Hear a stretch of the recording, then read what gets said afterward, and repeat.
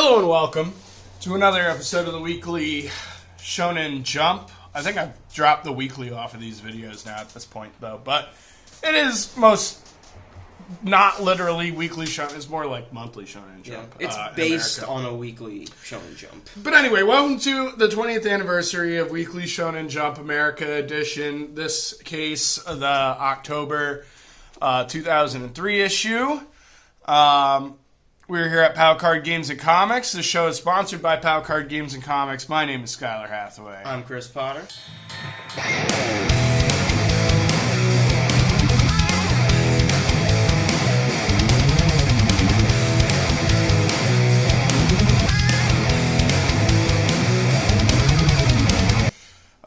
So we have The Jump.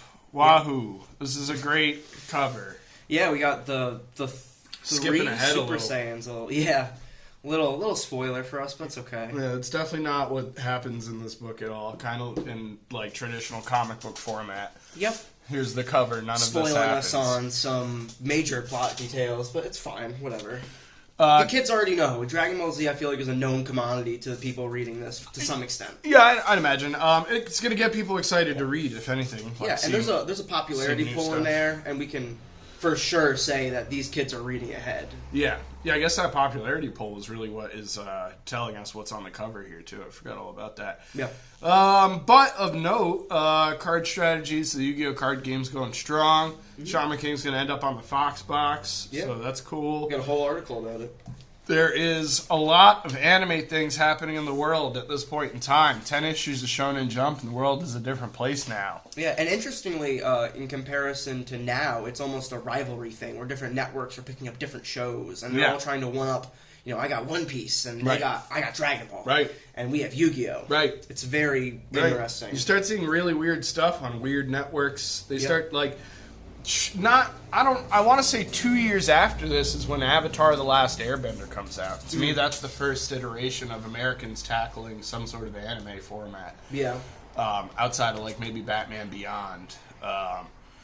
But you know that influence is really strong, and that's definitely what we're trying to see here. Just on this cover is anime is huge in the United States at this point. Yeah. And only getting bigger. They're all getting their own card games, TV shows, video games, you name it. People are really interested at this point in time, and I'm speaking from experience. This is October 2003. I'm officially 10 years old. Nice. And I don't know. This is beat up. This must have been my Shonen Jump at some point in time. Yeah, this it was fun getting these things in the mail. That was one of my favorite parts of Jump is the fact that these came straight to my house. There weren't really a place for comic books where I lived, and so getting this mailed to you. Not only that, but like back before my time, even right, to collect all of the comics you wanted for a long time, you'd have to scour your local market in order to get the stuff you're looking for, and so. Jump forward, I'm 10 years old. If I want a Shonen Jump, my 10-year-old ass has to convince my parents to go and drive to like a ShopRite in hopes that they have the most recent issue of Shonen Jump. This is very unlikely, you know? And I can tell you as a kid, I did not understand the concept of monthly, weekly, bi-weekly. Yeah. I would, if I was into something like this, I'd be asking to go every other day just because I was hoping a new one would show up, and this is monthly. It's not going to happen most of the time. Yeah, and not only that, but as in Japan, there's a bunch of other magazines like this. Mm-hmm. In America, there was this, and there was Shoujo Beat, and you couldn't get your hands on Shoujo Beat because it just wasn't this. Right. It just wasn't nearly as popular. The solicitations were really, really small. This made it to Barnes & Nobles and Borders, and there was another Walden bookstores, but my parents aren't readers. So my first instance, and I think I've said this in another video, was at a ShopRite. I saw it on a magazine rack and was like, I can't let this stay here. This is weird manga, anime. This looks like Yu-Gi-Oh! That I watch. I need this. To find out there was Yu-Gi-Oh! Inside of it was even cooler. The reason I always mention Joe Duffy is because of how much this woman has contributed to comics overall, not just Japanese or American, none specific. Here's an issue of X Factor, some random issues of X Factor from 1987. I believe this is Norm Brayfogle on the cover. I'm wrong. What does this say? Doesn't matter. This is not an American comic book show. But here we have Joe Duffy and a bunch of other peoples that don't do Japanese comics. But, you know, it just goes to show, like, how versatile this woman is in comics. Yeah, and how, you know... Inhumans, Quicksilver. All right, well, let's further that. Here's an issue of Dark Horse Presents, also featuring Joe Duffy. And more specifically, the Predator story. Or maybe not. No, this Nest Robber story, I don't actually know what this is about. But what I thought was interesting is the art and lettering is by Mayo Sakamoto. Obviously a Japanese name. Yep. And I believe that story is back here, I want to say. Right before the Predator story. So, where is the Predator story? Bear with me. There's the Predator story. So then it's going to be this, which totally does look like a manga. Yeah. So, obviously this woman has some ties to Japan even before she starts working in Shonen Jump, which is pretty cool.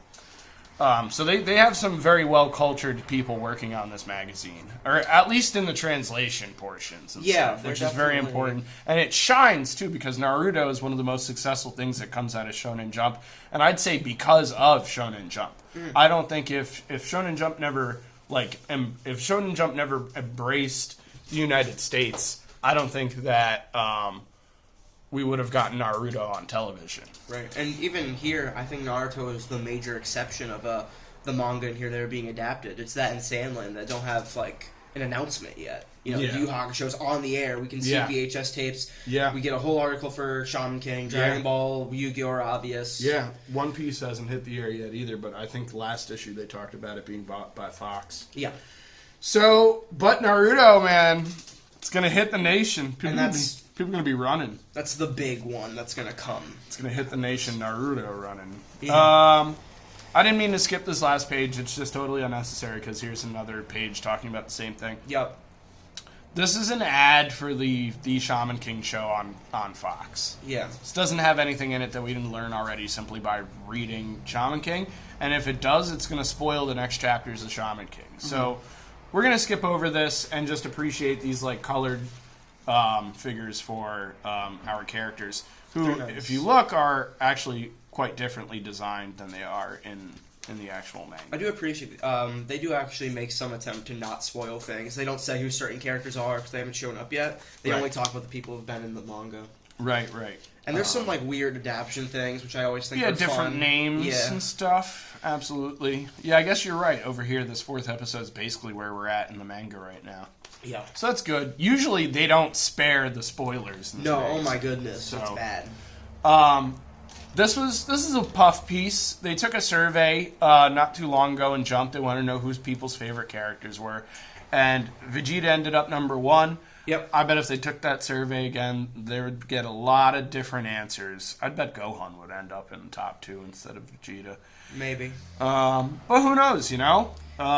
There's quite a drop-off here between 2,000 votes for Piccolo and 700 for Krillin. You know, just showing these are really the big 4 kids are into. Everyone else is kind of ancillary. Yeah, I like how close Goten and Bulma are, and Bulma and Karuen are. Yeah. Boo even got 390 votes. Yamcha's number 8. I don't know what kids are into Yamcha, but I support them. He's number 9. You're number 9, my bad. But yeah, Dragon Ball fans, I guess. Yeah. I don't think it's any kids. Those are the adults that grew up with the anime that are writing in. Here's an ad for the YuYu Hakusho card game. I'm going to go over a little bit more later in this issue. Nice. More ads for manga coming, and then we have a broken subscription thing and Yu-Gi-Oh! Yeah. So as you guys could tell, there was nothing in the front of this Jump. I think we spent the most time on the cover. Yeah. It's a cool cover. It is a cool cover. Kind of sucks, though. It'd be nice if they actually incorporated more than just the manga inside of these, but realistically, this is just a magazine for manga. Mm-hmm. So I don't know what I'm complaining about here. Here's Yu-Gi-Oh! Something I've been kind of getting tired of with our show here is like overly summarizing this stuff. This stuff gets reprinted almost directly into the mangas. Yeah. So, you know, you really could get this stuff in several ways. So I don't know that there's a whole lot of reason to summarize this stuff for you guys, but if we didn't, we'd run out of stuff to do. So here we are, we got Capsule Monsters, one of the cooler games that they come out with in Yu-Gi-Oh! And they use later in Yu-Gi-Oh! That's cool. Yeah, not as like the part of the game Yu-Gi-Oh!, but as one of the games that they've made into real life. You can play a version of Capsule Monsters somewhere. This is, I don't want to say like puff portion of the anime, but the manga, but this was not as fun as their usual chapters. No, this was the most fun I had, was this dorky ass kid showing up and calling himself Kaiba. I was very excited. I know very few Yu-Gi-Oh things, and I think Kaiba is funny as hell. Yeah. So whenever I hear his name, I get excited. So, yeah, this kid, he's like, he's Seto Kaiba's little brother. Yeah. His name is Mokuba. And he's threatening Yugi to, like, kill him, basically. These are absolute savage children in this town. Yeah. And look at this dude's hair. That was wild. Like, it's very consistent, too. I don't know what Kazuki Takahashi's doing here, because he's pretty good at drawing, like, monsters and stuff. And this is a whole lot of just... He's not even... Like, he's making these guys look bad, but not as evil or grotesque as some of the villains we've met so far. Yeah. Meanwhile, these dudes are really trying to kill Yugi. They pull out a gun on him at some point. Like, I don't know if it's now or later. Some of the other grosser looking villains weren't trying to kill our main character. These kids really want him, like, dead. But I do appreciate with these chapters, you can see to Kazuki Takahashi's enjoyment of making games. This is another game he's made. Again, there's a version of this, apparently, that you can play in real life. Yeah. And the rules are pretty fleshed out. It seems interesting. Yeah. And it's also kind of based on something that was probably topical in Japan, just the whole capsule craze, you know? Yes. You go anywhere, and they have those Japanese gachapon machines and stuff. Oh, yeah. So we're doing a chapter based on that. Takahashi gets to have some fun making up a game. He's not going to have much more time to do that. I feel like this manga is only 40 or so chapters long before we get to the card game stuff. Yeah, if that. Yeah. And we're setting up our first recurring antagonist, too, because really the theme of these chapters is building up to Kaiba and his big return. Yeah. Yeah, it's so true.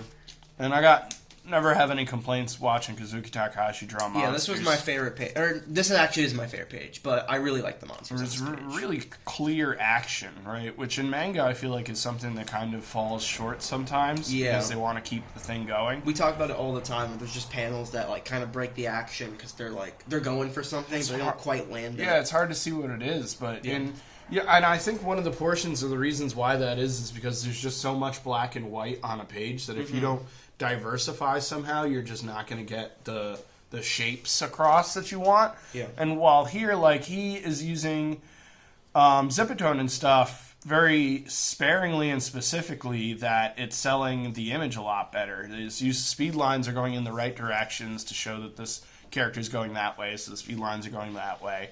And then all of the Zipatone is making these monsters look a lot darker, so you know that they're separated from the white backgrounds and stuff. Yep. And then he uses a whole just blank white to show this thing's movement through these creatures. It's really good. It's really good. And, you know, how sweet and scary looking are these things, and then how, like, proud and stoic does this creature look that's going to take out all of these guys and give Yugi the win. I mentioned in my notes that, like, Takahashi's usually drawing, like, horror D&D monsters. I feel like he was kind of, we're kind of getting, like, a more video gamey thing. Like, I thought these looked not out of place in, like, sprite work. You see in, like, a Final Fantasy game or something. It kind of fits for the story we're telling here. Yeah, the man is super versatile. Yeah. We've said that a whole bunch of times. We're going to keep saying it. His usage of tools are really interesting, too. Yeah. And we talk about Tagashi's backgrounds and stuff, but, like, Kazuki Takahashi will do some really creative stuff as well. Yeah, we at the end of this game, we punish our kid by throwing him in a capsule, and that's our story, basically. But it's like a metaphysical capsule. Mokuba just thinks he's in a capsule. What bothers me about this story is there's no repercussion. I would. Most of these chapters, we never see these villain figures again, so you have to assume that Yugi just kills them or teaches them a lesson, you know, and they learn. But when we see Mokuba again in, like, a chapter, he hasn't learned anything. He's trying to kill Yugi all over again. Yeah.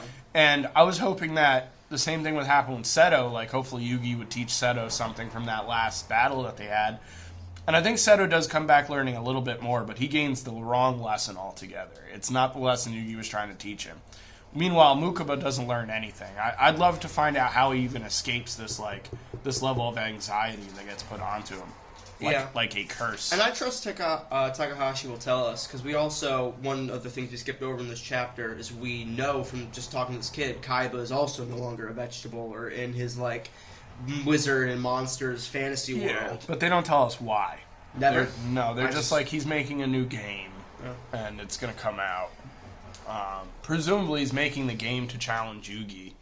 Yeah. That we can collect. We don't find out in these chapters. I'm giving him the benefit of the doubt, because there's more Yu-Gi-Oh coming up with this type of story. Yeah, no, I think that the Shadow Realm punishments are more just something that fades away after time, I guess. There's no elaboration on it. You know, it's a manga. We can swallow it. Yeah, well. This is a puff piece. They're playing the card game. They're trying to teach how to build a deck, which is mostly useless.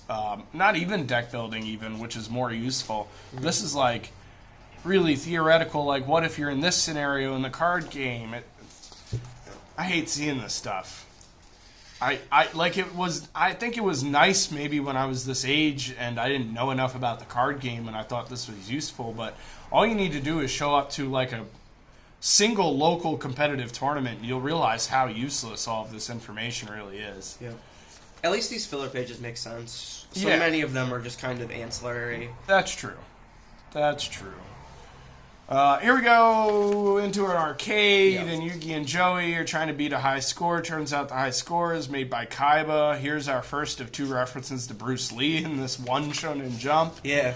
I really like this caricature for Bruce Lee on the other page. I think it's pretty strong. Show some more versatileness of Kazuki Takahashi. It's a really good no-tan design. You know, just straight black and white, selling the shadow shapes and all that really well. And these tiny little panels. Great. Yeah. Really great.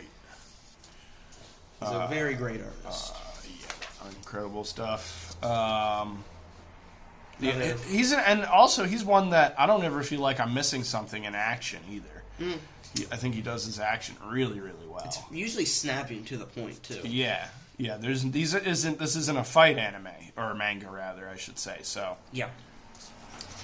But Yugi's getting beaten up because he's beating this other dude in fighting games, and Joey's gonna come and rescue him, and they're gonna fight over this puzzle, and Joey's gonna trick him because I don't know, he's from Brooklyn or something.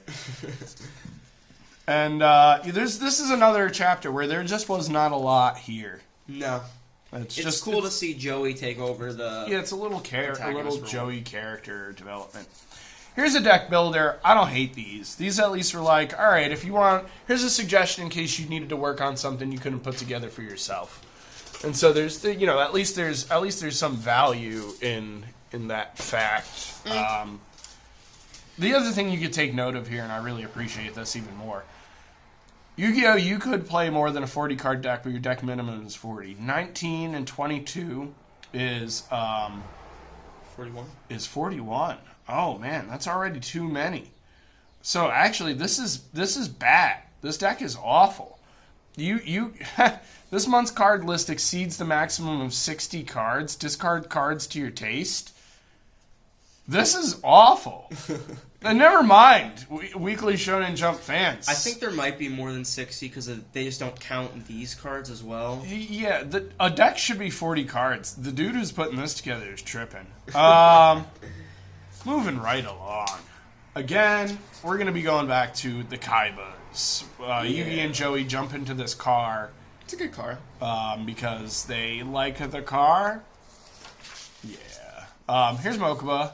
And he's trying to act nice, but he's got that villain face still going.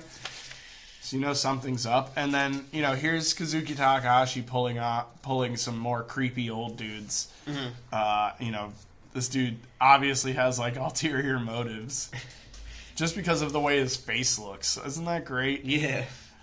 Kazuki Takahashi. I also think that it's funny. I'm sure he's doing this on some purpose, but I don't know if it's for my purpose. That number 5 with the star in the background is the same numbers that are on the capsules. Oh. Yeah. So it's, Mokuba is a 5 capsule. He's the best kind of capsule. So he's embraced being a capsule, basically. So you would think he is. That's what he's learned from that lesson he took. He is a capsule. Yeah. Himself. He pulled the best one. But he's the best capsule. Yeah. Right? He's full of himself. Yes, most definitely. Here's some silly shadow game, and what bothers me here is Joey's like, is the food poisoned? And he's like, of course not. It's not poisoned. And then the food's poisoned. Yeah. What a 9-year-old thing to do, right? No way. Oh, all right, yeah. Gotcha. And I don't think we need to dig on this manga too much. It's still one of the better ones in here. It's just kind of boring. It's not doing too much right now. These were the worst chapters probably so far. It's just not very, these shadow games aren't very shadow gamey.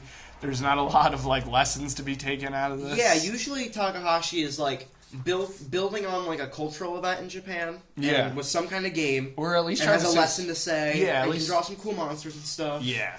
And because we're trying to go in a very plot-driven direction, with a character I think is actually worth returning to. I think Kaiba is really enjoyable. Yeah. But Mokuba and stuff, it's just a little less compelling. There's a little less there. Yeah. There's not as much new even. Even the Mokuba chapter I feel was stronger than the next two because there was more to say. Yeah. There's more to set up. Yeah. The next chapter is just really almost paying the rent, as we like to say on Weekly Wednesday Warrior. Weekly Yeah. Wednesday Warrior. But, the art is there, the competence is there, the fun is there, the cartooning is there. It's all still Yu-Gi-Oh! It's just kind of taking a break from some more seriousness to maybe do something fun for kids and stuff. Note the age of the villain in these couple of stories. And again, I don't know, but I feel like this is a turning point for the whole manga, because we have set up a couple of plot-driven beats. Yeah. We're setting up in a more plot direction. Yeah, this is our first reoccurring villain. Yeah. Mokuba Kaiba. And I imagine we're getting a bunch of stuff with Shoddy in the future, probably. It takes a while, but he does come back. Yeah. So not much to be gained from this, but that's okay. It's Yu-Gi-Oh, Eventually, we're going to be gaining a lot less from it, even. So, just this one wasn't one of Kazuki Takahashi's normal, I'm trying to teach you a moral about your life or anything. Let me move to One Piece. I read this so fast.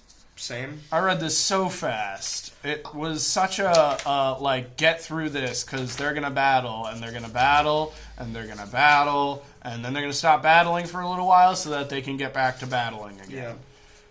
I'll give him, at least personally, some credit. I think these pages are very readable. I think his style of black on white... I will say I don't feel like I missed any action, and that's impressive considering this one dude's appendages are literally all over the panels. I really like this page. I don't have much to say about it. I think it just works. Yeah. I like how it feeds into this flashback, Yeah. sets up this moment in time sort of thing. Yeah, can you tell me why Luffy looks so much like this guy? Oda doesn't have the vocabulary to draw different pirates, I guess. Okay, He's a young cartoonist. He'll differentiate them as he goes along, but he's still trying to figure out his language. Right, because I'll say, now, I remember when we first met Buggy, I thought Buggy looked like Zoro with a clown nose on him. Now... And now that he's doing expressions like these and now, stuff. 10 chapters later, he looks very different from Zoro, but it took him so many times to draw this character to find out that he doesn't look like Zoro with just a clown nose on him. He's going to give Shanks a big-ass neck soon, so I'm kind of happy he looks like this now. Alright, cool, because I'm under the impression that this is Luffy's dad, and Luffy doesn't know that. No, Luffy has a dad, and it's not Shanks. That's interesting for me to find out. I like these chapter covers more than I like the chapters. I kind of agree. I think they're a lot of fun. I wish they recently they've been they just title them what's happening. So sometimes it'll explain the joke a bit better than the chapter cover itself. This one's pretty apparent. Luffy's brushing this hippopotamus's teeth. Yeah. There's a lot of very dumb bits on them. You can see where Oda is having fun. Yeah. There's this mailbag. I'm only going to note this because this tells me that this magazine is increasing in readership because very frustratingly, both these people ask about an Oda interview. They want to read one. Yeah, meanwhile... And they both are it happened in chapter... It was either 3 or 2. I know they mentioned that. Yeah, I remember reading the same thing. I didn't bother to make a note because of that exact reason. Our watchers and us know that they've interviewed Oda already. But it tells me that there are readers who are picking this up, and they don't know that. It doesn't have, people. like, a consistent readership. People are finding this magazine and maybe these getting invigorated to write a letter and are enjoying stuff. These may be first-time Shonen Jump readers. Yeah, picked up on 5 or something. And picked it up and sent in a letter immediately in response to picking it up. I almost just want to skip the next 20 pages so we can get through this. If you want to, I'm down. No. Our readers must see the art. Yes. Also, this is worth it. Yeah. This is the best part. I always love it when they do this in manga and give us some background on characters I never thought we'd get background on. Yeah. You get all of the motivations for this character Buggy that you've needed for the past forever. Yeah.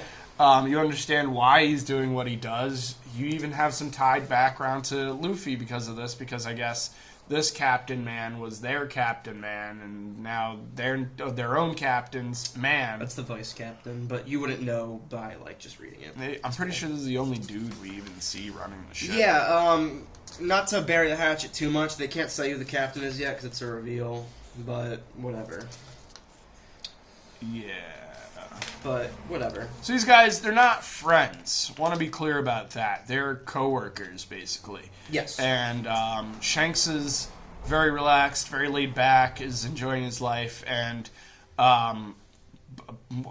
Buggy wants to be, is more like a Luffy character, but on the other end of the moral spectrum. Yeah. He wants to be the greatest pirate in the world, but he's willing to do all the worst shit to do it. And I wouldn't even say he wants to be the greatest.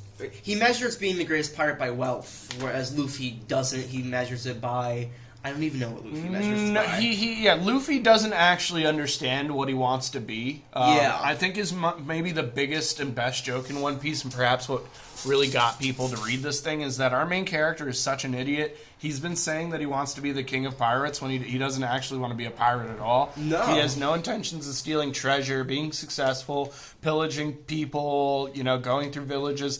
The man actually just wants to be a hero. Luffy has more in common with the freedom fighters we will see throughout One Piece than most of the pirates he meets. Yes. His interests almost rarely coincide with other pirates, and the only reason he even has money or even food is because of the other people on his crew. Who are also being swayed away from their degenerative lifestyles. Yes. So he's more or less collecting pirates for redemption to make them heroes. This friggin' book doesn't make any sense. Buggy stole the fruit. He's going to try and use the fruit later or something. He wants to sell it because it's worth a lot of money. This flashback is skipping a lot, right? There's a lot in between these panels that happens over this story. And then they decide to panel for panel one moment. And this kind of bothers me because of how much they skip around, showing their relationship, how he gets so far as a pirate. Excuse me. And then all of a sudden here's 6 very panel-to-panel, back-to-back things that happen. So much so it closes out the flashback, and then that's how things end. Is Buggy swallowed the fruit, and Shanks went to go save him, or whatever. Yeah, he falls in the ocean. So, can't swim, because they can't for some reason. It's actually never explained. It's really frustrating. I don't think so. It's magic. Yeah? You think it's frustrating that they can't swim, they don't explain that they can't swim, but you don't think it's frustrating that this man's half of a body? No, because this is an easier swallow. This man he doesn't have intestines anymore. I just want to know what the devil fruit's deal is. I can believe this if they ever were it's cursed sea item. You want to be a seaman, but you want powers, so you have to sacrifice being a seaman to get your powers. No. I thought it was a direct 1-for-1. That seemed obvious to me. It is. The ultimate pirate has to make the ultimate sacrifice, a life off the sea, in order to get the ultimate treasure. Right. But can you explain why his large intestine is not connected to his upper body? No. Right. So, me and Chris swallowing different parts of this for different reasons. But here we have Claymore, something I do want to make a note on. Cool. Claymore is a cool story, mostly, and they say it over here, it has a female protagonist, one of the only female protagonists that's a shonen. Yes. Shonen is usually like a boys thing. But this was such a shonen, and it had this badass female running around with a sword killing demons. And furthermore, what's cool about it is that they call these people Claymore. They're demon assassins. And the reason they're called Claymores is instead of just being called demon assassins, they're half demons. They're like spliced with demon DNA so that they can find demons easier and take them down. And they have the power and capability to do so. Then this goes into a little bit by saying that she gets this orphan boy, and the boy tags along with her, like Batman or Robin kind of thing. And so you do have like a main character that's a male even to kind of encourage those people. But the Claymores themselves are a coalition of demon hunters, and they're pretty sweet. And the story to it is interesting, and their weapons are really well designed on top of that. This is something that pops in Shonen Jump eventually, but only for like a chapter or two. Okay, cool. Yeah, it sounded good. That's all I got out of that. Right? Here's another awesome chapter opener. I guess. Samurai Panda? That's pretty sweet. Like, that's so cool. Actually, he's also wielding 3 swords.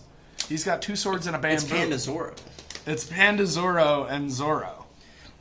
I just couldn't see what was happening for a second. Yeah. That's pretty typical for One Piece, so. Yeah. So, Buggy's, like, separated, but all the parts of him can feel pain still, so Luffy just kicks his legs in the groin, so stops him from going after Nami for a second. This should be here. And this should be here. That's a good This note. didn't make any sense. Like, you see this, and then you get this face. You have no reason for it. She's confused. I'm confused. Then you get this. No. Boom. You see Luffy do it. She's getting attacked. Luffy hits him in the nuts. His face, her face, turn page. Buggy's down. Would have read so much better. Yeah, Jump's editor's usually pretty good. That's a good note. But whatever. Moving right along. We got crazy, Buggy, chop, everything. Yeah. Everything but, like, his toes. I noticed that he can't remove his toes from his feet. Yeah. Okay. I'm sure he can. I just never put that together. Right? You know, like, those are things that I would think would be removable. Your feet and your toes. If you can remove your ankles from your legs, why not? But that's not one of the things. I guess his feet have to move on the ground for him to fly, and your toes are so important for stability. He probably just doesn't want to more than he can't. But, like, again, we're putting logic on fucking One Piece, It's so a bunch of nonsense. you can move along. I love all of the cartooning here. Here's the things I don't like. The things he's actually trying to tell us, okay? Uh-huh. I got your foot. Okay, sure. But, like, how come the foot just doesn't hop out of the shoe right there, right? All right, then he pulls the foot out of the shoe. Foot doesn't even look like it's trying to escape, but it can't fly either. Everything else can fly, but the feet can't fly. Yeah. Whatever. It looks like he's stubbing his toes. Yeah. But it took me maybe 2 panel reads to go, is that what he's doing? And if he was stubbing his toes, why isn't Buggy just shut down? I don't know about you, but if I stub one toe... I think he's tickling him, which is very strange. Crunch? Crunch is not the sound of being tickled. Oh, well, he was. He is taking it. He is slamming his toes against the presumably brick. That should shut this man down. And it doesn't somehow. And so he's like pulling on his skin next. Like, this should have been the second thing, and this should have been the third thing that like gets him to stop. Yeah. But I don't know. Whatever. And then, Nami decides to be effective, and we get a really awkward pose. That doesn't look like it works, because she would fall. Yeah. But whatever.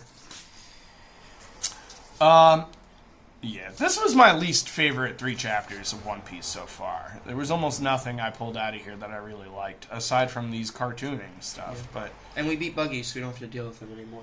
We did, but we didn't, really. He's still, he's not... Oh. They definitely like launch him by the end. I thought that was the end. No, he does, but he's, you're gonna launch a guy that can separate himself. Like, his nose is gonna come back and attack you in the next chapter. I don't even understand how this ends. Yeah. I don't know how they move on from Buggy, because he's like Luffy. He's undefeatable. Yeah, I don't remember. We'll see in coming chapters. Unfortunately. Here's Shaman King. I thought that this was pretty good for Shaman King. Yeah. I thought that this man's art capabilities were stepping a lot in these particular chapters. And the action was really clear, and he spent a lot of decent time on faces and moments where things should be a lot quieter to make the action moments look even better. And there were some cool, like, cultural things even mixed into here with the spirits and the way that shamans work and stuff, and souls and things of that nature. But this is a huge reference to Bruce Lee. Again, our second time in this very Shonen Jump. Because this evil lady has possessed the spirit of this fighter. This evil lady's possessed this fighter. Yeah. And this is like an amalgamation of, like, Bruce Lee. And you'll see it in a moment when they do, like, this flashback thing. But Manta's over here trying to find a sword for Yo, because Mitamaru doesn't think that he can fight without a decent hilt. Yeah. Which is a weird flex, but it works out. So I think that's just kind of like a foil for the writer to, like, kill some time while they figure out a way to get Bao without his little paper attached to him. Give Manta something to do, make him useful to the story. Yeah, and I did like Manta more in this chapter than I have in any of the other chapters. If this is the direction we're going with that character, I would be appreciative. Having him be the sort of Usopp type, where he's brave yet cowardly. Just in a better way. Yeah, he shows usefulness like Krillin. Yes. And I love Krillin. He's not maybe he is one of my favorite characters now, but Krillin and Manta are definitely characters that have to grow on you. They're cut from the same cloth. Yeah, and they're not immediate favorites because they're not super sweet or super cool like all the rest of the people around them. I mean, apparently he is. He was like number 5. And I mentioned the drop-off, but I was like, Krillin? Well, he does have some pretty cool shades in a snazzy suit. That's true. Here's an ad for .hack that I confused for hack slash. Yeah. Still to this day, I'm confusing it for hack slash. I thought these colors were super weak. Yeah. It's all this white that really bothered me. I agree with you, except for the usage of purple and yellow on the dead dude. Yeah. And also, there's a page later I like. This is a very well-used color looks nice. thing. This is also, and I think I've made this comparison before, I keep thinking that Shaman King looks a lot like Scott Pilgrim. Oh, yeah. It's similar for sure. These big feet. Yeah. It's the big feet. These small characters, big feet. Mm-hmm. This is the way his style definitely goes. Yeah. And even the colors remind me of, like, Nathan Fairbairn's coloring. Like, not over-complicated colors because it's a manga. Yeah. You're not going to color it like it's a cartoon or anything. And you need to make the shapes sell, so you can't go too crazy. Yeah, and similar to Scott Pilgrim, like, if we blacked all these characters out, these silhouettes would be amazing. Yeah. All the characters are very readable. Even Manta, like, looking backwards would have a great silhouette. Yeah. I liked this. Here's a much better usage of colors. It's just no background. Like, this stuff kind of bothers me just because, like, white is so stark, it makes colors look almost garish no matter when you do it. Yeah. There's a couple of ways to make colors look really bad, and this is, like, one of them. You should throw a gray tone behind here. Yeah. And it would work fine. Or, like, this is green, even throw a red. Monta's panel looks better just because you can see the color on the ground in the beginning and of it. The speech bubbles are covering up most of the background. Yeah. This is a really cool use of color, very good atmospheric perspective, putting a little bit of blue where the buildings start to recede into the background. Yeah. It's good stuff. Yeah. Oh, yeah. So our Lee Bailong type is, or Bruce Lee type, his name's Lee Bailong. He gets the little thing off him, and now he's sort of coming to the realization of what's happened to him, and rebelling against... This gangster showed up and killed him. Yeah. And he's realizing. And here's a bunch of references to Bruce Lee's life, like him in this To Play With Death, which would have been the Game of Death for Bruce Lee. That's cool. And this is like a homage to one of the movie posters.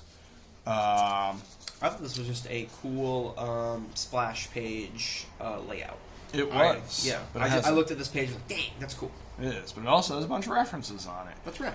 In addition to that, Bruce Lee was also shot. Oh.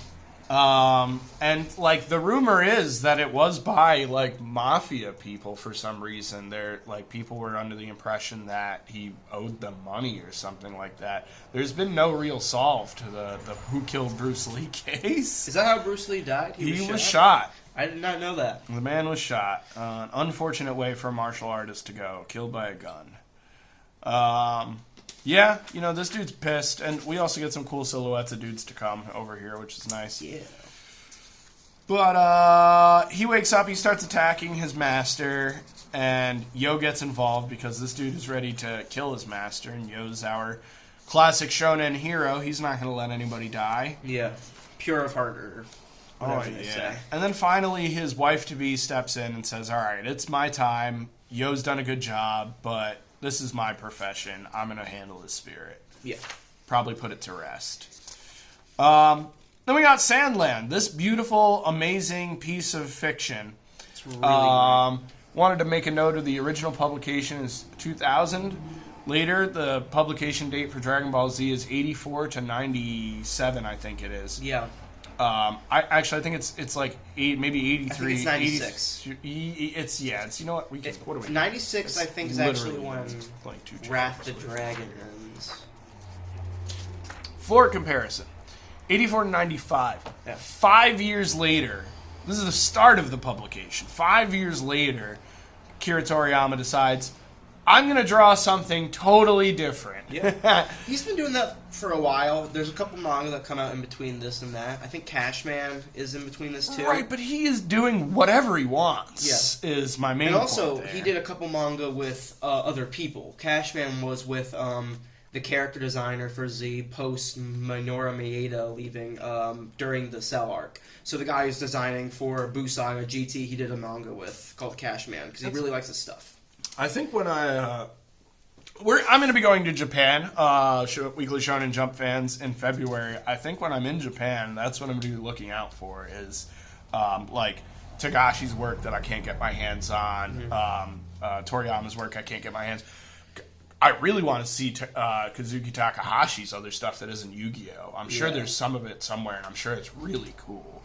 And Kishimoto's stuff that isn't Naruto or Boruto, I think would be sweet. His stuff is actually translated, because after Naruto, it's just that time period, so it's coming to the West, just because of the popularity of Naruto, so it's on the Shonen Jump app and all that. Do you know what he did? Is any of it is any of it like this, like a standout that nobody talks about? No, it got canceled, and he went back to Boruto. Oh, it's very unfortunate. That's sad. So maybe I won't be looking for Kishimoto stuff. But anyway, this is rad. Yeah, here's what me and Chris are assuming are like a proto design for Cell that Akira Toriyama never used and decided to put to use over here. Yeah, really well. I can't compliment this man's panel-to-panel action, progressing things that are happening. There's nothing lost. Look how good that tank is for such a small panel. Yeah. Yeah, well, that's his, he just shines there. I'm sure he didn't even try that hard trying to draw that. Yeah. Check out this. This is totally the Goku and Vegeta pose. From I bet he had to like do more references for like shots like this than he had to do for shots like this or that. Just because the man has such a engineering drawing background that I don't think he needs to even look at anything to just get this done. I will mention, like, even looking at that pose, it sells such a different feel than it did in Dragon Ball. You know, he's doing one panel, this forward action shot. It sells the similar feeling of, like, the lower being versus the elite sort of scary monster that's come to Earth. But it's on, like, such a different it's in such a different way because of the different priorities of this manga. Well, what's even worth more noting is this doesn't work. Okay. Like, if you look at it, the perspective isn't proper. He's way over here. Yeah. Look how much closer he is and I just said how, like, panel to panel, Akira Toriyama does everything. He didn't move. We just have way closer of a... And you know why is because in comics, sometimes you just need to show some badass imagery. Daniel Warren Johnson makes this, this point occasionally where he's like, yeah, this didn't work story-wise, but perspective-wise, this is what I needed here. And so this is, similar situation. He needs to set this punch up so that he hurts his hand. So that's not going to work from back here. But also back here is where the kid landed after getting hit by the insect. Right. So we can skip a little bit and just assume that this works. And also, there's the idea of an anchor on a page, and this is definitely, a good anchor. Right, absolutely. This is your full-body insect dude. This is basic. Then right after that is your full-body, main dude. So you're right. This is the anchoring panels right here to hold this and this together. Yeah. But this chapter goes so fast that this is the end. We are already at the end of Sandland. Yeah. Which brings me sadness because there's only 1 or 2 chapters. This jump, November jump, will be the end of Sandland. And we will be moving on to the new manga that we'll be talking about later. And I'm sure our manga that we're going to come up with is great, but I'm going to be missing Sandland. It's such a good story. Yeah, I'm really excited to see... Great cartooning. I'm excited to see his ultimate form, too. We've been really, waiting to see this dude turn into some, Deborah-looking dude, and I can sense it coming, man. I hope so. Speaking of Deborah-looking dudes... Goki or whatever his name is. Goki. Yeah. Moving on to Yu Yu Hakusho, the best manga in this book. Still. And... when we say that, we mean it's on par with Z. Sometimes better than Z. I like Yu Yu Hakusho. But I'd say that Z is a more complicated story.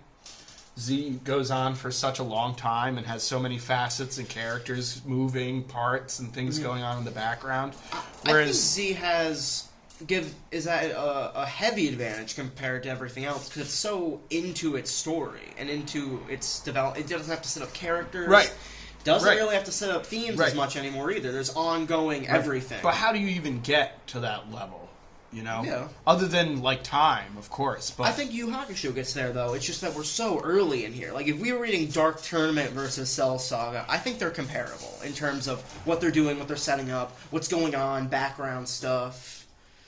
For me, personally. The reason I disagree with you is I feel like this is the story of Yusuke Urameshi. I don't feel like Dragon Ball is the story of Goku. I feel like Dragon Ball is the story of the world around Goku more than it is the story of Goku. It's like the story of the world around Goku using Goku as a vehicle, whereas this feels like the story of Yusuke Urameshi using the world around him as a vehicle to tell his story. Does that make any sense? Yeah. They're very similar, representations of a story, but one's trying to sell... this ends when Yusuke's life, becomes boring, basically. Dragon Ball ends when Goku and friends have defeated all the villains, and the world is peace, and we can go on from there. And then friggin' Toyotaro comes in and goes, there ain't no peace! Not today! Well, first GT comes along. Thankfully that didn't even get a manga adaptation, so I don't need to talk about that on the show until we see the ad in the background. They keep trying to get us to discuss. Look, I ain't gonna shoot on GT right now. It doesn't deserve it. I do have a secret love for that anime, but there's plenty to enjoy, plenty to not enjoy. There really is, but it's not a manga, and so we're gonna stick to Yu Yu Hakusho. And I agree with Chris. This is the best in here, and I may be saying that only because of how beat over the head I am of Dragon Ball Z. And I also, every time I think about this portion of Dragon Ball Z too, it is my favorite portion of Dragon Ball Z, but it's my favorite portion for all of 4 chapters, and then it moves on to stop being my favorite portion really fast. Because the androids show up, and you're anticipating the androids, and the androids are really cool. And I'm specifically talking about 18 and 17. Yeah, I agree. But they are really only the main villains for, if I were to compare this to episodes, 3 episodes tops. We've moved on at the end of this chapter that we're getting to. Yeah. So hard. I will say, so hard. I think the introduction of the character is very strong, and I think it gets weaker as it goes along, personally, for me. I don't like he comes in pretty crazy, and then by Cell Games, you're like, we're doing fucking what? Yeah. And then, wait, how come we're not just defeating this guy or losing to this guy? Also, Gohan becomes the main character, and that's why I keep shouting this fucking kid out, because he does nothing until the Cell Games. Yeah, he's the kid done with an arc by the end. He completes his whole story. I was gonna say he takes down like Vegeta once in the Saiyan Saga or something, and like he has his moments throughout Z. But you're saying his true arc shines during the Cell Saga, and never again. He becomes the strongest and all that. Yeah. He takes over the main character role, and he does fuck all in the story until the Perfect Cell stuff. Yeah. It really weakens the story for me. I'm not the hugest Trunks fan, but if Trunks was the one to beat Cell, it would be a better story. Yeah, I think so. It'd be a culmination of what Trunks deserves for coming back in time, and even though he knows not only that, he's the one with stuff going on. Right. Gohan, you could finish Gohan's story whenever. Gohan has like an overarching story. Well, what I'm saying is, Trunks deserves it, whereas Gohan might not deserve it as much. He has no attachment to this threat. And I mean, like, deserves it on a personal level because Trunks went back in time knowing it's not going to fix his timeline at all. Yep. He went back in time knowing he's just going to start a different timeline, but hoping that in starting a different timeline, that timeline will survive better off than his timeline would. Yeah. How good of a human being do you have to be to, like, leave your timeline to go and do this, knowing you're going to go back to shit and it's going to suck. Knowing you could die. Knowing you could die, leaving your mom on her own to fend for herself against an enemy that nobody in the world but yourself can defeat, and barely even that. So, like, the man is such a decent, damn human being that to not give him, like, a solid ending kind of makes you go, well, this wasn't the end of Trunks, was it? I think they do. It's just that it's an epilogue, not the end of the Cell Saga. And I don't know, does that end up in the manga? Yeah, it's from the manga. Okay, well, that's cool. So, we see him go back, and he does take down Cell. Yeah, he takes down the androids, too. And he takes down the androids, and... The anime does him so dirty, because that's one of the most, like, janky episodes. They threw that to a studio, because they spent, like, they used Studio Cockpit on all the Gohan versus Cell stuff. I remember that anime episode being super janky. It's rough. Maybe in Kai, maybe they did it a little better. I wouldn't know. But let's not go too crazy on about Dragon Ball in the YuYu Hakusho section. So, but our point is there, right? It's really, really good. It's really tough to hold anything up against Dragon Ball Z. To compare it to Dragon Ball Z in and of itself is saying this is the best thing in the damn book, right? And I think Tagashi's a much more emotional storyteller, and that's something we do get in these chapters. Compared to literally every other page you've seen in this manga, in this Shonen Jump 2, look how no white there is, like lack of white on these pages. And where it is, it works perfectly. Yeah. It sells foreground, middleground, background in the way it should. Right, instead of like in One Piece where I complain about, I can't tell. It's all white. I can't tell sometimes where... this is a mess. Yeah. This is a mess. This could be a mess. But it reads really well. But it's perfect. So he's fighting Goki. Goki basically wins, but has to run away because he's scared of party kids. We're going to move on here. Turns out Botan was the party kid. She took a chance thinking that demons are scared of party kids. Yeah. And so she acted like a party kid, and he ran away. It's teenagers, party teenagers. He doesn't like teenagers. He wants to eat children. Yeah. She gives him another device that he's going to use all of like twice in this whole manga. Yeah. We get introduced to this little girl real quick that's going to get her soul stolen by this evil dude. Great panel. Yeah, this one was like really haunting. Great really panel. And I liked it so much because here she is. Her soul's gone. She's gone. Yusuke shows up. We need to take this elsewhere. Panel skip. This is here to show us they are moving somewhere else. Mm-hmm. As ridiculous as this seems, it makes you go, wait, why is this here? You move and you go, okay, passage of time. Right. This is what's on Yusuke's mind. This is Yusuke's reason for acting. And why wouldn't it be? How innocent does this little girl look, right? Yeah. And Togashi, these are two really similar but altogether different drawings of this character that are friggin' amazing. And then just adorable, here's your ball, it's real pretty. How can you not be rooting for Yusuke to like literally decapitate this dude, right?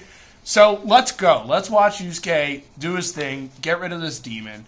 He's failing. He couldn't look like he's getting the shit kicked out of him more, right? How is this going to pan out? It gets even worse. Kid shows up. Now he's got somebody else he's got to save. Boom. Fails again. Soul's gone. He's just losing it. He's really getting unbelievably pissed off. And for some reason, Yusuke, similar to a Super Saiyan, is more intelligent the more pissed off he is. Yeah. He's able to strategize better in rage. It's kind of a weird flex, and I'd compare it. I'd say the only reason he has this power is something they're going to elaborate on 3 seasons from now, when they show you why he can keep a cool... the end of the story. Yeah. You'll understand why he can keep such a cool head once you realize what his background really is. But this is such a cool... This is a very Yu-Gi-Oh! Solve. Again, and we make allusions to this in Yu-Gi-Oh! Constantly because of how capable the artist is and the age of the characters in both the mangas. But, like, Yugi goes and tricks the person that is evil, right? And does something... Example right here. Shoved a piece of wood in the dude's mouth. Where would you come up with that, right? Then he takes this thing, pretty cool looking panel over here, be even cooler in color. And boom! Decapitates the dude just like we want him to. The most serious possible end to a demon you could make, right? And this is such a cool mark just because it's his head sort of like... You can feel the motion of it, like, splitting apart. Yeah. And then you can kind of see where the laser goes, but it also reads where, like, his head might go. Yeah. And there's this great panel of Yusuke and his eyes and stuff. Yeah. And then all the spirits go back. Kid's okay. I really liked how disheveled Yusuke's hair is, too. It's like, it's in between the 2 looks Tagashi draws for him. Yeah. It's really cool. Yeah. And it's even cooler to show that, like, they're, these 2 hairstyles do mix together if you do it properly. Yeah. Yusuke has hand gel on him at all times. Basically. So, Yusuke's injured now, but is trying to get back home, and his little demon watch goes off, triggered by Kurama. And then we get a Kurama focus for this chapter, which is Kurama is this demon who snuck into the fetus, this human fetus, trying to escape another demon from the demon world that was hunting for him for some treasure that he had. Then he gets attached to this woman, his mother, and he intends on leaving eventually, but grows human emotion, basically, grows attachment, love, finds out what it is to be a decent human being. And so much so that he goes through the effort of sourcing demon items to keep his own mother alive. A mother that he never really had to begin with because he himself is a demon who remembers all of his background and history. Right. He's a changed thing. He has become more than the sum of his parts. And so we have this huge, moment where Kurama, although he's been introduced as a villain, redeems himself almost immediately in this manga. And he imprints his, goodness so much on Yusuke, he's willing to give up half of his life for this dude. Out of nowhere, he's doing this, he's sacrificing himself to help his mom, and Yusuke just doesn't understand it, and so says, listen up, take some of my life. Can't believe that this mirror is willing to work with them, but I guess it does. It zaps them both, and they both get to live, presumably to the age of 35. Yeah, and they're demons. They're gonna live forever. Right. I feel like they mentioned Yusuke is gonna live for hundreds and hundreds of years. You say that? I don't know why, but for some reason I'm under the impression he knows that he's gonna die around the age of 40 at the end of the manga. That's amazing. And so he just wants to sell fish for the rest of his life. Sell fish? You don't remember how this ends? He's a fish salesman at the end of this. He has a little we'll get to it. Let's not spoil this for the Weekly Wednesday Warrior fans and stuff. And then we get to the end of Yu Yu Hakusho here. We get a really great scene between Kurama and his mom, really showing how much he cares, and showing that Yusuke also gives a shit about what's going on with this dude. And his mom, too. And I love this little panel.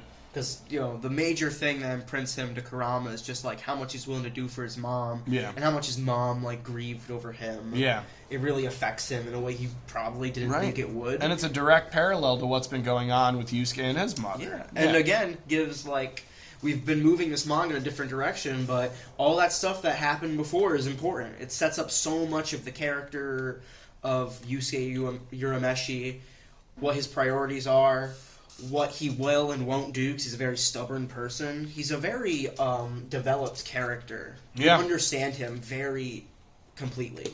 Yeah, and he's not your normal shonen idiot either. No. Even though most of the characters in this manga think he is, he really isn't. He's one of the more intelligent people in the story. Well, because he has no naivete to him. He's very cynical. Yeah, he's very... Most of our main characters are the pure of heart good kid, or the lovable prankster in Naruto. Right. Yusuke is kind of just a bully who has moments. Yeah, he's a bully with a conscience. And street smarts even further. Yeah. Like, he understands common sense, logic, emotions, morals, and what makes a good human being, even though he is a punk. Yeah. Honestly, I think that's what sets Yu Hakusho apart so much from, like, Hunter x Hunter or something, is that Gon is a much more... classic shonen character. Yeah. And that's what takes me away from Hunter x Hunter, and let's put this distance No from one's favorite Hunter x Hunter character is Gon. That's such a shame. Literally fucking no one. That's such a shame. Everyone likes Killua or Kurapika. And I mean, I think Naruto is the same way. I've never heard somebody go like, Naruto's my favorite Naruto character. It's always like Kakashi or that other dude that becomes super evil eventually. His friend, the Sasuke guy. Oh, yeah. It's always like, I like Sasuke and his double Sharingan power boat, man. Whatever. We got Dragon Ball Z. Yep. We're going to breeze through this. Okay, here is a very, very interesting dynamic. Look at all the white on this page. Yes. Look at how much is not lost to any of that white. Yeah. Not anything. And the only thing maybe lost is this is not all sky. This is supposed to be water down here, right? Yeah, but you even kind of get it with these little black right. shiny You know, you look at it for a little while, like that's why I said maybe lost, maybe. Yeah. Everything else though is really solid. I kind of like how the Goku family too is like traditionally they have a lot of blacks on them and stuff, darker clothes or whatever. Maybe I should even say Saiyans have a lot of like darker clothes on them, whereas you look at like Krillin and Yamcha and stuff and they're a little bit lighter. Yeah. And this is a pretty good mystery chapter. Toriyama kind of shows off a different palette for storytelling. Yeah. He's building up... Starts it out with this. Like, what is this? We need to find out what this is. And this is, like, everything is captivating. You know, you're into everything that's happening. You want to know as an audience. You're not, like, along for the ride. Like, even so or much... you are, but, like... Mom, I'm going out to look after... Can you look after Trunks? Where are you going? Oh, I'm going to see Trunks. Huh? Like, some more, like, mystery. Like, what the hell is going on? Oh, yeah, her future son is hanging out with everybody else. Yeah. Pangea's eyes. That's one of the rare times we see those things. True. I'm still under the impression that she's some sort of android. All right, moving on. We're flying. We're going to West City, or outside of West City, to find this little thing. Trunks is stunned, confused, taken aback, worried. He doesn't know what's happening. He's trying to think, like, did I make an enormous clerical error in coming back to the past? Yeah. There's a hole in his time machine. There's a weird egg thing in his time machine. Not even, like, it's his time machine only in quotes. He has no idea what's going on, and he's basically the professor of time to these people. Well, he kind of knows it's his because it has the same writing. It is at least the same one he has now, but he figures out it's from 3 years after he left. Right. By just, like, checking the date. chrono log. Yeah, there's a date here, which this is the first and last time they mention dates in all of Dragon Ball, so enjoy that.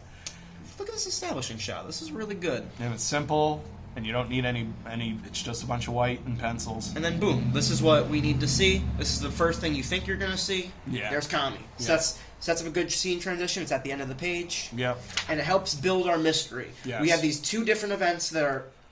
You understand as a reader they're separate in how they're talking about them, but they're cumulative in how they're going to build. And this is exactly what I was talking about momentarily when we were focusing on Z during Yu Yu Hakusho. There are so many moving parts in Dragon Ball Z that there aren't in Yu Yu Hakusho that I really feel like that this is the story of the world around Goku more than it is the story of Goku. Dragon Ball, the first installment of this... is the story of Goku. Right, we get 100%. To watch him grow. I would even say up until the Frieza saga, it's the story of Goku. Because I think he has a lot going on there. I think Cell, Buu, Super, GT, he's really a guiding. He's a lens. It's a lot less to start. As soon as Z starts, it's a lot less because we have other point of view. They introduce so many characters in like the first 4 episodes of Z. Yeah. And those characters immediately become key players in the form of Z. Like Piccolo becomes like he goes from being the villain to like the second protagonist in the show. And that's a huge jump, you know, in a manga or in any story. Even one thing that's kind of missed if you watch the DB anime, we never see the humans train until Z. It's very specifically once they become important enough. We see Krillin train with Roshi. When Goku's training. Yeah, but by themselves, it's not. And there's no Korin Tower scene. We only hear about that when Goku comes back. Yeah, but we get to see the Z fighters training with Kami and stuff as soon as Z starts. So that's really the parallels I'm trying to make is that Yu Yu Hakusho and Dragon Ball Z are so good because they're doing two of the same things in different ways. Mm-hmm. And building really interesting stories by doing those things.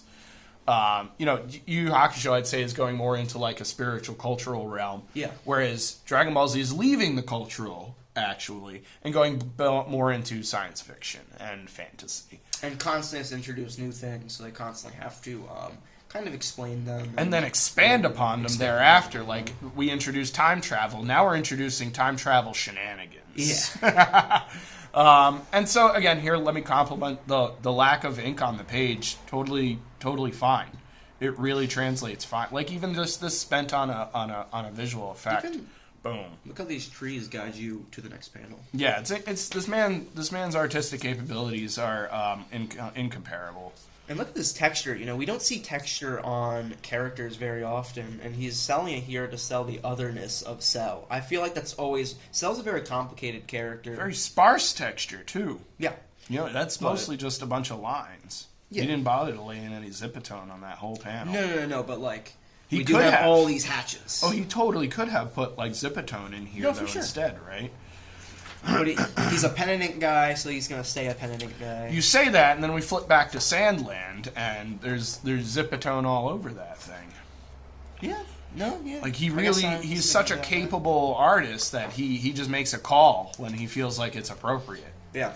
And Toriyama doesn't take breaks either, so you have to imagine he's not fucking taking. He's probably drawing as we speak, folks. Yeah. Maybe not anymore. Probably not Goku, but he's drawing something. We get more android mischief. This is what I'm living for. This is what I'm here for, and this is basically the last of it. Pretty minor mischief too. They don't even kill these guys. No. Vegeta's still killed more people than these androids have since the androids showed up. Like, they even make a joke that, like, we're not dead? Yeah. This hurt because we're still alive? And, we sort of am wrapping up this mystery. Whatever Kami has seen, also great vehicle to not let the reader know. Kami is like, you're going to know everything I know as soon as we merge, so I don't have to tell you shit. Yeah. So as a reader, Toriyama doesn't have to tell you shit. We can save the reveal for a much more interesting place. Yeah, this panel, as aggravating it, this page, as aggravating as it is just as powerful, because it's like, okay, what's going to bother the Earth's, the Watcher of Earth? What could possibly get this man's attention? He has seen 5 androids show up and done jack all. Right. Like, something is bothering him. And coincidentally, something's bothering Trunks and Bulma and Gohan in the same format, and then boom, he's losing his stuff 3 panels over. Piccolo goes, what happened? And Kami-sama! Popo's losing his stuff, who's also usually a person who keeps it together, right? Popo's a very meditative man. I love these poses from Piccolo, like, I can't contain myself, I'm Piccolo!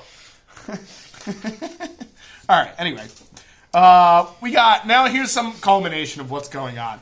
West City just lost 15,000 people. Yeah. Like in an afternoon. I'd love for like a... And it's growing, because we go to the news channel and the guy gets absorbed, people are disappearing as he speaks. Yeah, here's the newsman. He's gone. Here's another 2 newscaster. The camera's on the floor. Look how effective that Still broadcasting. Yeah. Kami, oh no! Bad stuff. Oh no! Bad stuff. Oh god! He's like, alright, that's it. We gotta join. Let's do this. It's been great, Mr. Popo. And there he goes. Roar! This set of panels is sick. I thought this was ridiculous in the anime. Like he like goes, Roar! And then just disappears. Yeah. And then Piccolo's like, I feel great! I feel like Macho Man Randy Savage! And flies away. That's on Namek. Oh, is that with Nail? Oh, okay. Yeah. Because here, I love his reaction. It's so much more subdued. He's a different whole person. You're right. He does. This is what I was talking about earlier. Piccolo dies here. We get a whole different dude after this shit happens. And this is what I love in Dragon Ball. This is my favorite transformation in this whole arc. It's not even really a transformation. No. Because it has a lot of stakes and weight. Piccolo has gained strength by giving up basically his identity. That's the kind of shit I live for in this. Super Saiyan stuff doesn't do it for me as much, because there's no cost to it. Yeah. I feel like it makes conflict a lot more interesting when the character has to sacrifice something to win the battle. Yeah. That's something I do like in YuYu Hakusho. Even if sometimes it doesn't pay off, characters are constantly sacrificing shit. Yeah, and I will compliment the Dragon Ball Z Abridged team that made some really good jokes out of this. They turned Piccolo into like a multiple personality disorder individual. He's got Kami and Nail constantly bothering him and throwing parties inside of his brain. It's hilarious. It is Piccolo has apps. It is so funny. But yeah, like he even smiles at Popo before he heads out of here. If you can't tell that he's a good guy now, man, he's the best of us. I am no longer Kami-sama or Piccolo. I am a Namekian who has forgotten his true name. So he's just going to go with Piccolo anyway. Yeah. Which is so, I don't know. Because Toriyama could come up with a better name. Yeah. And also, brand recognizability. It'd be confusing to change his name at this point. He'll just act completely differently. It would have been cool if he reused the moniker King Piccolo, though, from this point on, since he is truly back to being King Piccolo, basically, just minus all of the evilness of it. And I feel like Piccolo still has the desire to maybe conquer something, but he doesn't have the bandwidth to do it anymore. Maybe. But if he were given an opportunity maybe to go to another planet where he could have his own disciples, I could see Piccolo being like, I'm going to be the king of these people or something like that. Yeah. He kind of just chills on Earth. Well, that's what I mean by the bandwidth. I think after he loses to Cell, he's like, I'm not as capable as I think I am. I think I'm just going to chill out and kind of work on that. And he works on it forever, basically. And another really cool panel, this is a really good chapter break. We got these weird-ass feet showing up. There's all these dead people, artifacts. There's these people's clothes that are shriveled up, but no people in them. Let me try and guide our fingers here, too, right? Okay, so you're going to read this first, you're going to read this first, you're going to read that first, you're going to read that, then you're going to go down to this panel, you're going to look at Piccolo's feet, it's going to guide you over to this bubble, you're going to go down to here, you're going to look at Piccolo, that's going to guide you to this bubble. And you're all these go have up here. A slight angle, just to keep us going. You got Piccolo looking this way, right? So you're not going to go this way. You know you have to come down here, and this is the next bubble. So if you're reading this properly, you're going to see this, and you're going to see these feet, which is pretty impressive considering how much little... this is more of an image than these feet are. Yeah. Like a gun on the ground, right? Not being manned by anybody, a lone gun. This is more like, oh, this is shocking than this is. But this is really what Toriyama wants to shock you with. And I'm going to talk a lot about Cell's design whenever we actually see all of it. But even for now, this is so other texture-wise. Yeah. Just because, very alien. I wouldn't say Toriyama is lazy, but he's on a monthly or a weekly grind. And these spots must have killed him. Yeah. But they're so different from anything else we've seen, really, that they're almost... They sell the otherness in a really strong way. Yeah. Now that I'm looking at it, I'm kind of mad that these guns are even here. I feel like they're a little distracting. And I think they're a little weird size-wise to me, just because I'm picking this up as a curve, but maybe it's a line? It's just it looks flat to me, but it's not that big a deal. Yeah, there's he shadows it on the side, so that it looks like it's casting some level of small shadow on the ground. It's not that big a deal. Then we got Naruto that I didn't have the time to read all of, and I'm pretty sad about, but I got the basis here. My first note is this. Yep. I asked Chris before we even started, is this supposed to be Naruto's dad? And not to spoil anything, but yeah. Yeah. And then, you got Kakashi... Presumably, maybe Sasuke's elder trainer man.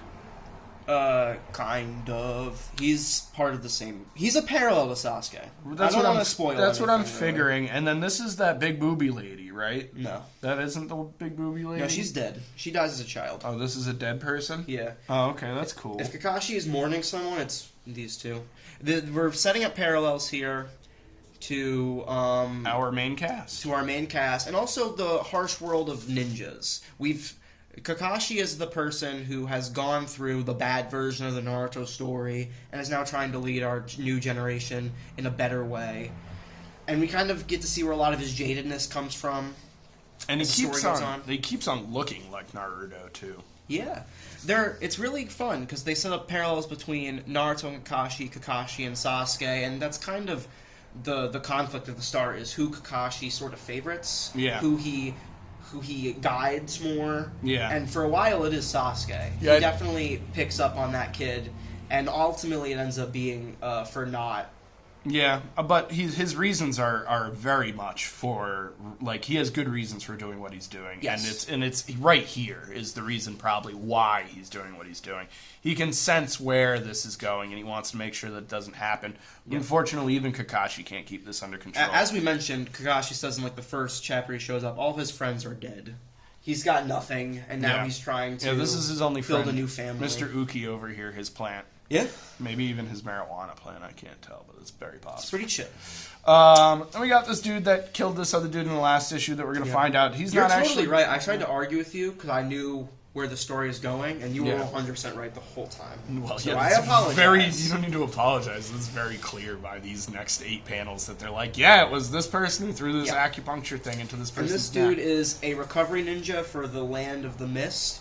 Their job is to get rid of ninja corpses, because Kakashi mentions later, ninja corpses have so much information on them that a ninja can gain just by having them. Different chakra patterns, different Sure, you could probably medical you could jutsu. probably reanimate people in this universe. You can. and get information from them that way as well. So, I want to say that this chapter to me was really just spent on explaining things about the Village of the Mist and how this stuff works. Basically. With And like small humbling character moments. Naruto too, and setting up something important for the world.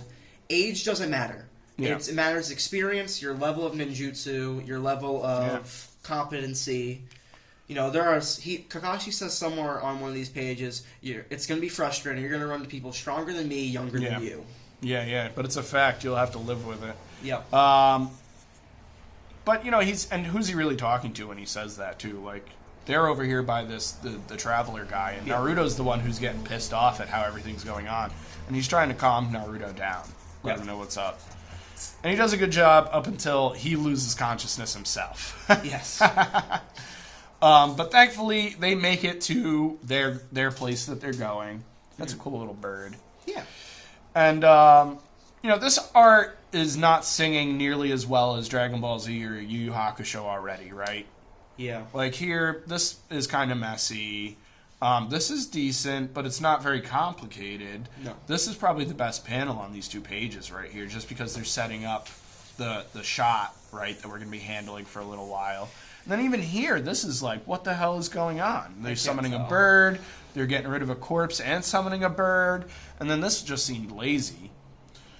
But I'm not trying to make fun of manga guys who are on a weekly grind over here. And again, much younger than Toriyama is when he's doing Dragon Ball. I think Naruto is Kishimoto's first ongoing manga, whereas Toriyama has half of Dragon Ball and all of Dr. Slump to brush up his skills. Yeah, and again, this is a group of people who are trying to emulate and copy what a master is doing, and I feel like that's where we see a lot of the jank, is them trying to pick up Toriyama-isms and just not understanding why he makes them work. You know, those panels where they're like mid-action, it's something that's hard to pull off. Toriyama does it seemingly effortlessly. These guys don't. You get to see where the struggle is. And this dude's alive.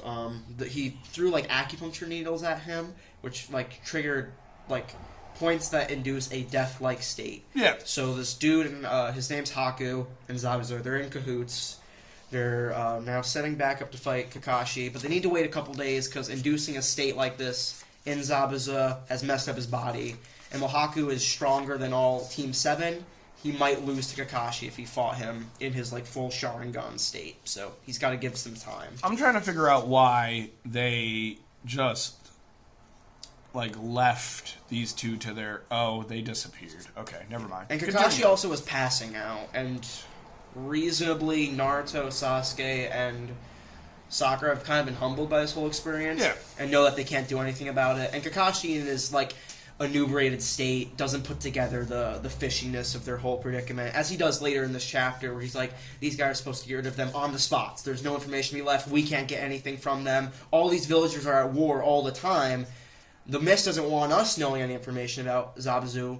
He should just take his head and leave, but he kept the body intact. He threw acupuncture needles into more effective weapons, so that's where we're going with this. Mm-hmm. Kakashi figures this out too late. Sasuke figures it out second. Zabuza's still alive. Yep. No, it looks like Sasuke figures it out first. And then Kakashi realizes too late.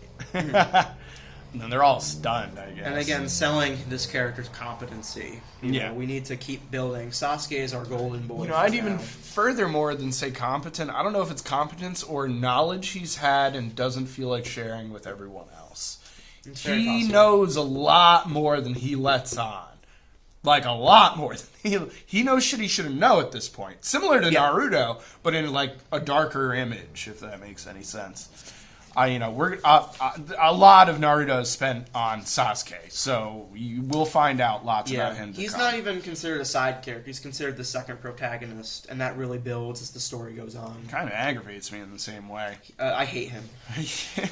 I think I hate him just because everybody else likes him. He's so frustrating to read about, especially where his story's going. He just keeps fucking talking about this shit you know he's gonna go back on. Yeah. Not to talk about my personal grievances with later Naruto. We're talking about my favorite Densha storytelling. So Kakashi's trying to let these kids know that there might be something more to be done here. Their mission might not necessarily be over because that dude is still walking around and he's going to cause some more trouble. Yeah. And there's still a whole bridge to finish. Yeah, I don't know that they're supposed to protect this guy while he's building it, but I know that they were supposed to protect him until he got here. But I'd imagine that he's probably going to need the protection. So somewhere in here, they're going to require this. Yep. Yeah. This little kid shows up. He's really mad at Naruto's a sub-shid, that he's a hero. He's got some chip on his shoulder. He's a very One Piece-like character that way. He's the little kid who inspires our main character to do better, I guess, help out. Yeah. So, that's where we're going. Here's his dead dad. Yeah, he's crying. Him and sad. Him daddy. And Kakashi has decided he's gonna train them to be better ninjas through this, like, training exercise, basically, where they learn to climb trees, because it helps them with their, like... Their chakra, somehow. Yeah. I think it's like flow or some shit. Yeah, we know. It's magic, ninja, jutsu, bullcrap that neither me or Chris needs to understand.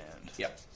We climb trees. They really try, though. There's a couple pages in here where they're, like, really trying to give a detailed explanation. Well, what they're doing is Kishimoto's loosely tying it to science. It's only like a page. He does this kind. I feel like he does this stuff all the time. He will super loosely tie this to a minor thing in realism. Yeah. Just to let this be like this theoretically maybe. But that's some of the best science fiction. That's a way to do that, is to make the fiction seem science. Here's a bunch of nonsense. Yes. We're not spending time on this. We're going to spend a little time on this, but mostly complaining. Rurouni Kenshin is totally the manga that's going to replace Sandland. And there's no reason for this, because this is going to spoil a bunch of what's going to be coming. There's probably going to be a whole chapter where you explain this character's deal. And, like, I didn't read this. I'm straight up, like, I'm down for Rurouni Kenshin. I don't want to know that much about this dude. No, it's not. I know they're trying to get people excited for this manga when it comes, but I don't think that that's very necessary. I think that this manga is exciting in and of itself. Yeah, it's going to speak for itself. Yeah. You're going to read it. And not just that, but like if you've read any of the interviews in these past things, you know that some of the people that are already in this manga worked under the guy who made this manga. And have nothing but praise to talk about. So this is obviously, for lack of a better word, the fucking tits. Like, this thing's going to be sweet when it comes out. And they're trying to spoil the hell out of it. You know, I didn't read all this, but these images are cool. The only thing that I read was this, because I find these little things interesting, that they go through the place of birth, the Nagano prefecture, its zodiac sign. Yeah. This might be information you might not actually be able to get by reading. Right. But everything else here, for sure. Here's a silly prompt to do some art. Yep. Ridiculous. Here's a really sweet Dragon Ball GT ad. Yeah, I really tried to figure out if that is a Toriyama Goku, because it looks like it to me. It's someone who's definitely doing a good job emulating his more... current style at this point, but it's not. I was going to say the muscular structure on his torso doesn't look right. No, and I don't think Toriyama would let that slide. He's got a pretty high bar for art. But I think this ad is funny because they're trying to sell us T-shirts. Yeah, and you can find these T-shirts at these like 100 different locations. Let's see, is there a New York location here? There is. So at AR Apparel in Albany, they even have this number, Would have been funny if we like called this number on the show and saw if they still had this shirt. I really thought about it because I tried really hard to figure out who's the artist for this T-shirt because it's a good. Oh man, this place is called Goku's Toys and Stuff in God. Barragita, GU. I don't even know where that is. GU. It's not Georgia. Do we even have a state that has GU for the? All right, we're moving on. The YuYu Hakusho card game is here. I've mentioned this, I think, at last video. I brought some cards out again to show you guys. This was a lot of fun. You got to like pick your own team of dudes. You got to face that team up against your opponent's team. And you would have different team symbols that gave you different team bonuses and advantages. There were 3 different kinds of cards outside of the personality. Those are event cards, technique cards, item cards. Those would help you win against your opponent, get the advantage and stuff like that. So I brought this little Yusuke card out. This is actually from the way, way later portion of this card game. It was just what was easily accessible to me. But they did a bunch of these kinds of things. They did a bunch of different art form and stuff. A lot of it came straight from the television show. Kitty Love. Kitty Love. And that's Goki from that chapter that we were just reading. This was such a fun card game. The only reason that it doesn't exist anymore... Well, there's a couple realistically, there's a couple reasons. But the reason why it ended so quickly is the power creep on it was real. Was very real. Each set was so much better than the last set that came out that it outpaced everybody, and everybody had to keep on buying new cards, and people got tired of doing that. Yeah. And then the anime ended, and so they were like, all right, I guess we'll call it on the card game in the same way. It is fun, though. It's one of the few card games I've played and enjoyed. I'm not a Yu-Gi-Oh guy at all. No. That being said, I am a Yu-Gi-Oh guy, and this was sweet. It's another one of those, you can play Yu-Gi-Oh at home. You don't need to know anybody. You go out, you buy this card game, you put it on your Game Boy Advance, and it's an exact replica of the actual Yu-Gi-Oh card game. So you can learn a lot by doing so, and it was a lot of fun. And then they gave you free cards in addition to that. Red. This was such a sweet ad. I love this ad. These were the first tins. Yu-Gi-Oh tins are a tried and true tradition in Yu-Gi-Oh. They will come out with like a cover card, right? So this Dark Magician, Garefree, Jinzo, Buster Blader, Blue Eyes, XYZ Dragon, Catapult Cannon. And inside will be 5 or 6 packs as well. It'll be about $20. And so you open a bunch of packs, you'll get a new card. And the tin that everybody was hunting down was Jinzo. The reason why is because Jinzo stops all trap cards.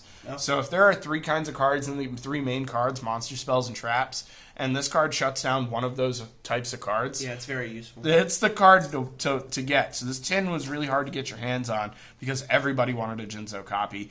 And this card was a secret rare aside from that. Whereas like this was in a starter deck, this wasn't very good. This was a super, this was in a starter deck, this is a fusion monster nobody played. That was a secret, that was the hardest card to pull in the box, and they threw it in a tin. So, this changed the game. Seriously changed the game, and they've been doing tins ever since. Every year. And now we're at the end. Like this, they didn't even waste more than 1 page on what's coming in the next one. It's usually a 2-page spread. But we have a little like Sandland guy at the end, which is nice because we're going to be saying goodbye to him real soon. And this is Toriyama coloring. This is what his style becomes. He starts doing computer stuff. Oh no, his computer coloring's awful. It's not my favorite. No. Hey, it's super weird because he puts like a flesh tone behind the eyes. It looks like the stuff we were reading in Daredevil. Like it looks like that, like Lynn Varley. I'm not trying that hard kind of stuff. Yeah. All right, here's this.